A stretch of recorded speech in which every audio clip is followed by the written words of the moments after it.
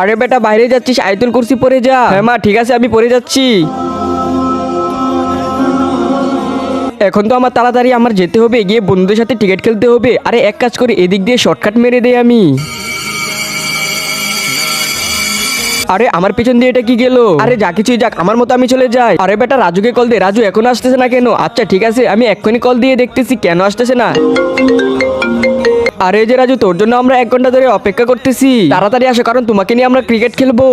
আজকে দেখবো শয়তানকে হারিয়ে কি আল্লাহকে জিতিয়ে দেয়। আল্লাহর এই সুন্দর ছবিটাকে ভালোবেসে থাকলে ভিডিওতে লাইক দিয়ে চ্যানেলটাকে সাবস্ক্রাইব করে দিবেন। আর যদি শয়তানকে ভালোবাসো তাহলে কিছুই করতে হবে না, আর কমেন্টে সবাই আল্লাহর নামটি লিখে যাও। হ্যাঁ হ্যাঁ ঠিক আছে, আমি এক্ষুনি আসতেছি।